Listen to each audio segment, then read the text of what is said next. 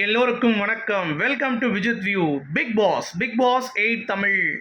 So இந்த வீடியோவில் நம்ம பிக் பாஸ் 8 தமிழ் பற்றின ஒரு முழு தொகுப்பு தான் வந்து டிஸ்கஸ் பண்ண போகிறோம். ஸோ வீடியோக்குள்ளே போகிறதுக்கு முன்னாடி நம்ம சேனல் நீங்கள் புதுசாக இருந்தீங்க அப்படின்னா கண்டிப்பாக சப்ஸ்கிரைப் பண்ணிக்கோங்க, வீடியோ மறக்காமல் ஒரு லைக் பண்ணிக்கோங்க. இப்போ நம்ம வீடியோக்குள்ளே போகலாம். ஸோ பிக் பாஸ் 8 தமிழுக்கான வேலைகள் வந்து பார்த்திங்கன்னா ஆரம்பிச்சிருச்சு. ஸோ ஆகஸ்ட் 1 முதல் செட் ஒர்க்குக்கான ஒர்க் வந்து போயிட்டுருக்கு அப்படின்ற ஒரு அப்டேட் வந்து பார்த்தீங்கன்னா காலங்காத்தால் எழுந்தோடனே நியூஸ் வந்து பார்த்தீங்கன்னா பயங்கரமாக வந்து பரவிட்டுருக்கு. அது மட்டும் இல்லாமல் அதை கன்ஃபார்ம் பண்ணுறதுக்கா அப்படின்ற மாதிரி கேட்கும் பொழுது ஆமாங்க, ஐடி கார்டை வச்சு பிக் பாஸ் ஒர்க் ஸ்டார்டட் அப்படின்ற மாதிரிலாம் ட்விட்டரில் வந்து நிறைய விஷயங்கள் வந்து வர ஆரம்பிக்குது சோஷியல் மீடியாவில் அப்படிங்கிறது தான். ஸோ பாம்பேலேருந்து ஒரு ஸ்பெஷலைஸ்டான டீம் எப்பயும் போல் வந்து இறங்கியிருக்காங்க அப்படிங்கிற ஒரு விஷயம்தான். ஸோ நம்ம வந்து ஒரு ஆர்ட் டைரக்டர்கிட்ட பேசும் பொழுது நம்ம வந்து வாக்கிங் போகிறப்ப வந்து பார்த்திங்கன்னா நேற்று ஒரு காண்டாக்ட் வந்து எனக்கு கிடச்சிருந்துச்சு. ஸோ அதை பற்றி நம்ம பேசலாம் அப்படிங்கிறது தான். ஸோ அதை பேசிவிட்டு அதுக்கடுத்து நம்ம கண்டஸ்டன்ட் லிஸ்ட்டுக்குள்ளே வருவோம், என்ன எப்படி வந்து உருவாகுது அப்படின்னு சொல்லிட்டு. ஏன்னா வந்து ஒரு பிளான் போட்ட பிறகு வந்து பார்த்தீங்க அப்படின்னா அந்த ஆர்ட் டைரக்டர் வந்து 2வது சீசனில் வந்து ஒர்க் பண்ணியிருக்காரு. அவர் பேர் வந்து மருது, ஓகேங்களா. ஸோ அவர் வந்து நான் நேற்று ஒரு விஷயமா பேசிகிட்டு இருந்தேன். அப்போ பிக் பாஸ் பற்றி கேட்டுட்டு இருக்கும் பொழுது அவர் சொன்னார், இந்த மாதிரி நான் சீசன் 2 நான் தான் ஆர்ட் பண்ணேன். ஸோ அப்படி இருக்கும் பொழுது நம்ம கொடுக்குற அந்த மெட்டீரியலை வந்து பார்த்தீங்கன்னா எண்டமால் வந்து உடனே இறக்க மாட்டாங்க, இங்கேருந்துலாம் செய்ய மாட்டாங்க. அது வந்து எல்லா இதுவும் வந்து பாம்பேலேருந்து ஆட்கள் வந்து அவங்க தான் செஞ்சு கொடுப்பாங்க. அந்த கணக்கும் வந்து பார்த்திங்கன்னா பாம்பேக்கு தான் பில்லிங்க்கு வந்து போகும். ஸோ நம்ம வந்து சும்மா இந்த இதில் ஒர்க் பண்ணுறது தான், தமிழ்னு தான் பேர், ஆனால் எல்லாருமே அவங்க டீம் தான் வந்து வருவானுங்க.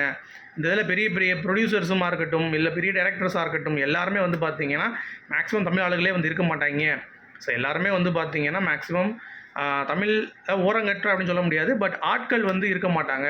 ஸோ பொறுப்பில் இருக்கக்கூடிய ஆட்கள் எல்லாருமே வந்து பார்த்திங்கன்னா வேறு மொழி பேசுபவர்கள் தான் அப்படிங்கிறத பகிரங்கமாக சொன்னார். அதை கேட்கும் பொழுது நமக்கும் வந்து ஆமாண்டா, Tamil Bigg boss at least set work இந்த மாதிரி வேலை பார்க்குறவன் கமல் சார் சொல்லுவார்ல, நான் வெளியே வந்து உள்ளே வரும் பொழுது டோரை வந்து இன்னும் வந்து ஆட்டோமேட்டிக்காக இல்லாமல் ஒருத்தர் இழுத்து மூடுறான் 6 பேர், அப்போ அந்த 6 பேரும் வடக்கம் தானா அப்படின்ற மாதிரி தான் நமக்கும் வந்து ஃபீல் ஆகுது.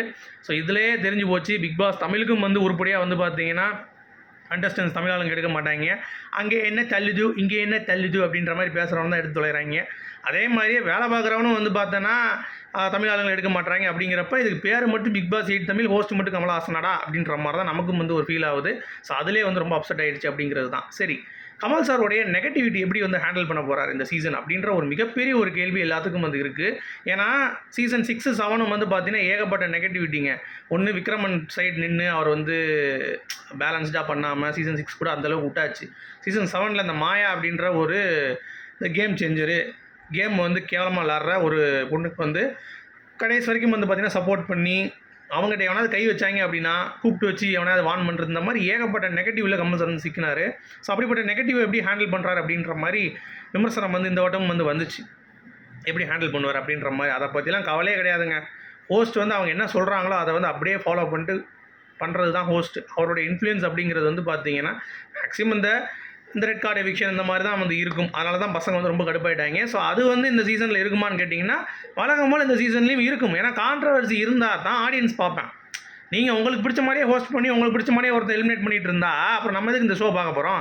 ஆமாம், இந்த வாரம் இவன் தான்டா, அவன் தான்டா, அது இவன் தான்டா அப்படின்ற மாதிரி போக மாட்டோமா? அப்படி இல்லாமல் திடீர்னு ஒருத்தர் வந்து தூக்குறாங்க அப்படிங்கிறப்ப தான் நமக்கும் மனசுக்குள்ளே வந்து சும்மா கிருட்டுன்னு இருக்கும் அப்படிங்கிறது தான் பாயிண்ட்டு.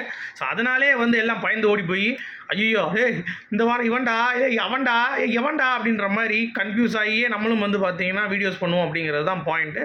ஸோ அப்படி இருக்கும் பட்சத்தில் அதுதான் இந்த ஷோவையும் வந்து மெட்டீரியலைஸ் பண்ணும். ஸோ அந்த ஒரு நெகட்டிவ் ஃபீட்பேக் கொண்டால் தான் இந்த ஷோவை வந்து பார்க்குறதுக்கும் வந்து பார்த்திங்கன்னா நல்லா ஹேன்னு திறந்துட்டு வருவாங்க அப்படிங்கிறதுனால அதை வந்து கண்டிப்பாக பண்ணிடுவானுங்க. அதில் எந்த ஒரு மாற்று கருத்தும் இல்லை. ஸோ அதனால் நெகட்டிவிட்டி அதெல்லாம் வந்து பார்த்திங்கன்னா பாதிக்கும் மைண்டில் அப்படின்ற மாதிரிலாம் கமல் சார்லாம் அதில் ரியாக்ட் பண்ணுற வேலையே கிடையாது. ஓடா தூக்கி போட்டு அடுத்த வேலையை பார்த்துட்டு போயிடுவார் அப்படிங்கிறது தான். சரி, சேலரி 156 கோடி ரூபா ஃபிக்ஸ் பண்ணியிருக்காங்க அப்படின்ற ஒரு தகவல் வந்திருக்கு. ஸோ கிட்டத்தட்ட போன வட்டத்தோட 26 கோடி ரூபா சம்பளம் அதிகம், 160 வந்து ஃபிக்ஸ் பண்ணியிருக்காங்க அப்படின்ற மாதிரி சொன்னாங்க. பட் 156க்கு தான் ஃபைனலாக நம்ம கமல் சாரோடைய சம்பளம் வந்து லாக் ஆகிருக்கு அப்படின்ற மாதிரி வந்து தகவல்கள் வந்து வருது. ஸோ என்னடா இது 26, அப்போ இந்த வட்டமும் டாஸ்க் எதுவும் உருப்படியாக இருக்காதா அப்படின்ற மாதிரி தான் நமக்கும் தோணுச்சு. ஸோ தெலுங்கில் வந்து நீங்கள் பார்த்துருப்பீங்க, டாஸ்க் வந்து இன்ஃபினிட்டி அப்படின்ற மாதிரி வந்துருச்சு. 2 வீடு கான்செப்ட் அப்படின்ற மாதிரி சொல்லியிருந்தோம். அதுலேயும் வந்து பயங்கரமான ஒரு வேவ்லெந்த் வந்து போயிட்டுருக்கு அப்படிங்கிறது தான். பட் இந்த வட்டம் பிக் பாஸில் என்ன யூனிக்காக ட்ரை பண்ணுறாங்க அப்படின்னா கப்புள்ஸை வந்து கூப்பிட்டு வராங்க. அதாவது பிரிஞ்சு போன கப்புள்ஸை ஒன்றா சேர்க்குற மாதிரி கூப்பிட்டு வந்துட்டு இன்னும் பிரித்து விடுறது. இல்லாட்டி வந்து பார்த்தீங்கன்னா சேர நினைக்கிற 2 கப்புள்ஸை கூட்டு வந்துட்டு பிரித்து விடுறது அப்படின்ற மாதிரி ஏகப்பட்ட விஷயங்கள். ஏன்னா விஜய் டிவி அப்படிங்கிறது வந்து பார்த்தீங்கன்னா சில மாமா வேலைகள் வந்து பார்ப்பாங்க அப்படிங்கிறது ஒரு பக்கம் இருந்தாலும், இன்னொரு பக்கம் வந்து பார்த்தீங்கன்னா அதை இன்ட்ரெஸ்டிங்காக எப்படி மக்களுக்கு நம்ம கொண்டு போய் சேர்க்கணும் அப்படிங்கிறதுலையும் வந்து அவங்க ரொம்ப குறியாக இருப்பாங்க.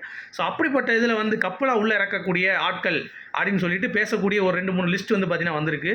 அதாவது கப்புள்னா அவங்க ஒரு கெமிஸ்ட்ரி இருக்கும் அவங்களுக்குள்ள அப்படின்ற ஒரு 2 பேரை கூட்டு வருவாங்க. எப்படி இந்த தாடி பாலாஜி அண்டு நம்ம நித்யா கூட்டு வந்தாங்கல்ல, அது ஏற்கனவே மேரேஜ் அப்படின்றதுனால இந்த வட்டம் வந்து பார்த்தீங்கன்னா ஹிந்தி பிக் பாஸில் வந்து ஒருத்தன் 2 பொண்டாட்டி அப்படின்ற மாதிரி கூட்டு வந்தாங்க. அதை பற்றி பேசுவோம். அது ஒரு விஷயம் இருக்குது. என்ன அப்படின்னா அதில் வந்து ஒரு இன்டிமேட்டாக ஒரு சீன் வந்து இருந்துட்டாங்க. அப்போ வெளியே ஒரு பொண்ணு வந்துருச்சு.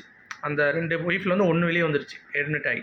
அவங்க வந்து என் புருஷன் அப்படி பண்ணியிருக்க மாட்டார், அப்படி ஏதாவது நீங்கள் குற்றம் சாட்டினீங்க நாங்கள் கேஸ் போடுவோம் அப்படின்ற மாதிரிலாம் ஃபைட் பண்ணி அந்த லெவலுக்குலாம் போகுது வெளியே வந்த பிறகு. நம்மள இருந்தால் பிரதீப் வந்து பார்த்தீங்கன்னா ரெட் கார்டு கொடுத்தவொடனே உப்பு சப்பு இல்லாமல் வெளியே வந்துட்டாப்புல, ஒன்றும் நடக்கலை. பட் ஹிந்தியில் வந்து பார்த்தீங்கன்னா உள்ளே போகிறப்பையும் சண்டை, வெளியே வரப்பையும் சண்டை, ஆக மொத்தம் எல்லா இடத்துலையும் வந்து பார்த்தீங்கன்னா கான்ட்ரவர்சி அப்படின்ற மாதிரி ஹிந்தி பிக் பாஸ் வந்து பார்த்தீங்கன்னா சும்மா தலையெடுத்து பிச்சு ஓடிட்டு இருக்கு அப்படிங்கிறது தான். இப்போ அதை பற்றின கேஸும் வந்து போயிட்டு இருக்கு. இந்த மாதிரி அப்சீனா பண்ணிட்டு இருக்கீங்கன்னு சொல்லிட்டு சிவசேனா லீடர் வேற கம்ப்ளைண்ட் பண்ணி வச்சிருக்காரு. என்ன நடக்க போகுதுன்னு தெரில. பிக் பாஸோடைய நேரம் வந்து எப்படி இருக்க போகுதுன்னு தெரில. கோவிந்தா காப்பாற்றுப்பா அப்படின்ற மாதிரி தான் வந்து பார்த்தீங்கன்னா போகுது அப்படிங்கிறது தான். சரி, இது ஒரு பக்கம் இருக்கட்டும். அடுத்து வந்து இந்த லிஸ்ட்டெல்லாம் என்ன எப்படி வந்திருக்குன்னு சொல்லி பார்த்தீங்கன்னா ஒரு 4 பேர் எக்ஸ்ட்ராவாக ஆட் ஆகிருக்காங்க. ஸோ அதை பற்றி ரூமர் லிஸ்ட்டில் தான் இதுவும் ஒரு இதுலேருந்து ஒரு 2-3 பேர் வருவாங்க, அவ்வளோதான். பட் நம்ம அதை பற்றி அப்டேஷனாக கொடுத்துருவோம். ஏன்னா அதுதான் வந்து ஃபைனல் ஆகக்கூடிய வாய்ப்பும் இருக்குது அப்படின்றதுனால. ஸோ ஃபஸ்ட்டு வந்து பார்த்தீங்கன்னா MS பாஸ்கர் அவர்கள். இவர் வந்து ஏற்கனவே நான் சொல்லியிருந்தேன், இவருக்கு ஒரு ஆசை அப்படிங்கிறது நம்ம நிறைய பேட்டில் சொல்லியிருக்காரு. அவருடைய பையனும் வந்து பார்த்தீங்கன்னா அதை வந்து பேசியிருந்தார், எங்கள் அப்பாவுக்கு பிக் பாஸ் பண்ணணுன்ற ஆசை அப்படின்னு சொல்லிட்டு.